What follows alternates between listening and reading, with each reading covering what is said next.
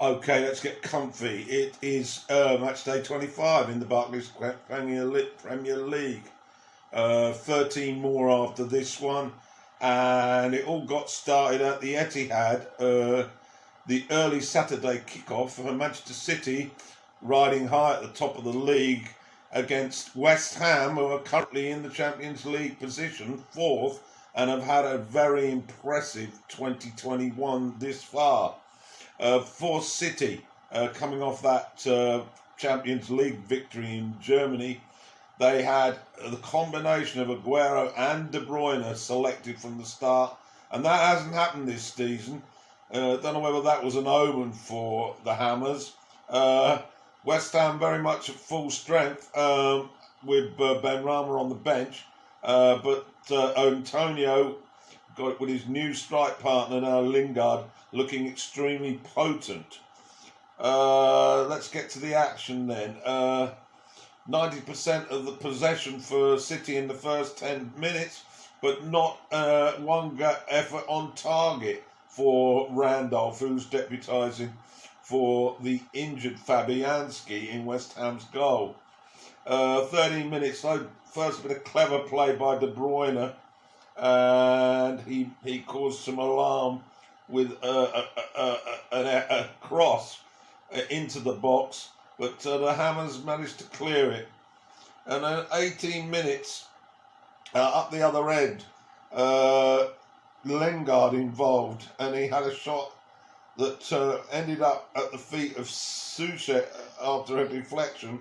But again, Hammers were denied by some swift defensive work by, I think it was Diaz. And it was that man Diaz who shortly after opened the scoring. This followed a period of pressure by City, and the ball came out on the right, throwing a clearance to De Bruyne, who shifted it onto his weaker left foot, but you wouldn't have thought so. An absolutely peach of a cross that anticipated Diaz and Stones running in, but Diaz got a header to it, and it went wide of Randolph, and that was 1-0 to City.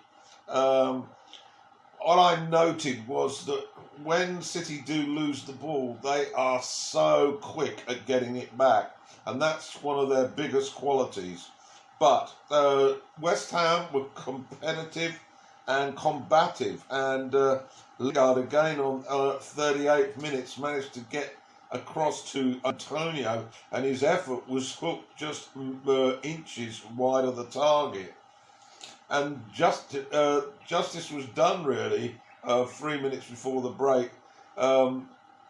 City lost the ball just inside their own half, and quick break by West Ham. They managed to get the ball out to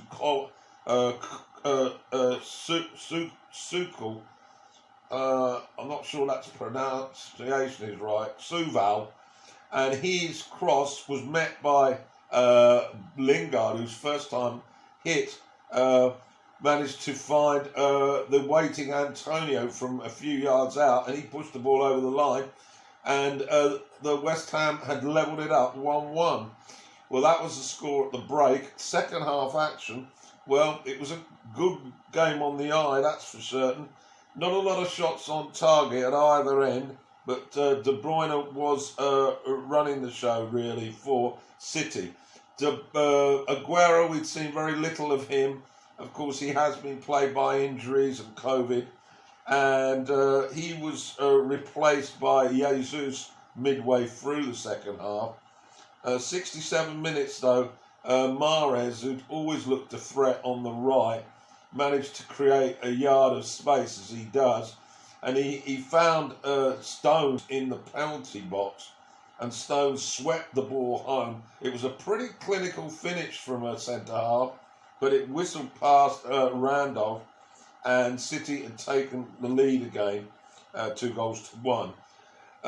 West Ham continued pushing forward, and the result was uncertain really right up until the end. And in fact, in the last minute of added time, Diop had a gorgeous opportunity from a precision cross by Lingard, but his header just went inches wide. That was it then. Full-time score there. Manchester City continue their unbeaten run. They're now 13 points at the top, ahead of second place United. Final score then, Manchester City 2, West Ham United 1. Right, brief highlights of the other three games on Saturday. At the bottom of the table clash, second from bottom, West Brom were at home to sixth from bottom, Brighton. Connolly was in for Brighton, Welbeck on the bench, and Ajeo, he couldn't play because he was basically subject to a ban, suspension. O'Shea in for him. Didn't see too much of this match, so brief highlights. 10 minutes, West Brom opened the scoring from a corner when Bartley headed in from a few yards out. So Baggies 1 up. After that, Brighton took charge really, and we saw a half that was almost beyond belief. First of all, they were awarded a penalty for handball. Groves stepped up and he hit it so hard he nearly broke the crossbar, but of course it didn't go in. And then on 29 minutes, referee Mason awarded a free kick to Brighton just outside the box, and we were all sort of waiting in anticipation. He blew the whistle and Dunk stroked the ball in the corner, almost so nonchalant. It had a slight deflection off a West Brom player, but it was then put into some doubt as Mason had blown the whistle a second time to stop play. That was literally a yard from the goal. So then he considered his position and awarded the goal. And then VAR had a look at it and they chalked the goal off, to the astonishment of the Brighton players and, of course, Potter on the sidelines. So it remained 1-0. That was how it was at the break, and into the second half, Mopé came on. He tested Johnson, and his follow-up went way over, and second penalty for Brighton. Change of taker this time. Welbeck stepped up, and he managed to hit the post and made a right mess of the follow-up. Brighton on top once again, but they just couldn't get a decisive finish. So we got to final whistle time, and amazingly, West Bromwich Albion have got another win. They haven't had many, and they've beaten Brighton by 1-0. Up then, St James Park, Newcastle, fourth from bottom at kick-off against Wolves. Wolves have had some decent results of late. Dubrovka was in goal for Newcastle. That's the first time he's been in for a long period. He got injured and then Darlow deputised and he kept the shirt. But on this occasion, Bruce put Dubrovka in. Joe Linton still deputising for the injured Callum Wilson. Wolves pretty much at full strength really. And early on, Newcastle taking the game to Wolves. Almiron managed to beat an offside trap and ran through on goal, and his effort hit the post. Should have scored really, but it was a decent break, and then St Maximin was starting to cause some problems. Linton had a shot which was pushed away by Patricio, but following up, St Maximin put the ball in the net, but it was adjudged that he was offside. That was from a Willock shot, by the way, not a Joe Linton shot. So it remained goalless. That was the first half. Second half, finally Newcastle took the lead.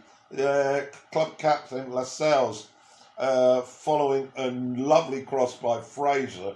Earlier in the build-up, there'd been some mesmerising work once again by St Maximin, which forced a clearance out to Fraser, but the header was sweet and in the corner, 1-0 to the Magpies. Then Wolves really started to play their best football of the day, and Neves headed in a Neto cross to equalise. And then Newcastle had a great opportunity to get the 3 points on 82, but somehow the combination of Saiss and Dubrovka managed to steer an effort off the line and away to safety. And so that was from a Linton effort. So we got to the full-time siren, so to speak. Newcastle really will be kicking themselves. They should have got all 3 points here. The final score was Newcastle 1, Wolves 1.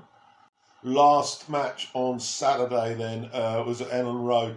Leeds against Aston Villa. Leeds, good win last time out against Southampton. Villa were pretty poor, but they were out without their talisman, Jack Grealish, and unfortunately he was unavailable again. And Dean Smith rested Traore on the bench. McGuinn really was the one. Oh, and he also rested Bartley on the bench. So it was McGuinn who had the responsibility really to create the opportunities. Leeds, Costa was in from the front.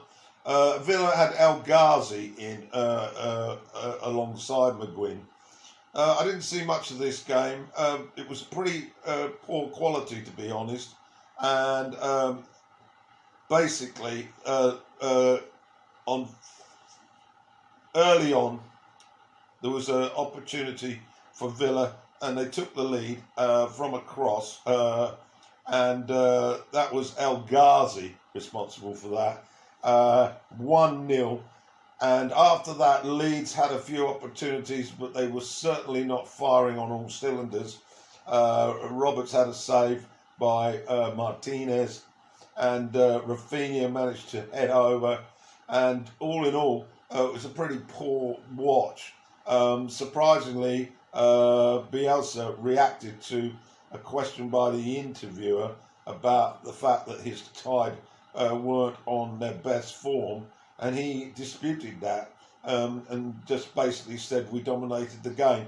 That wasn't what I saw, but we got to the final whistle anyway, and Dean Smith chalked up another win. Comparing Villa this year with last year, well, it's a transformation. So final score at Elland Road, Leeds 0, Aston Villa 1.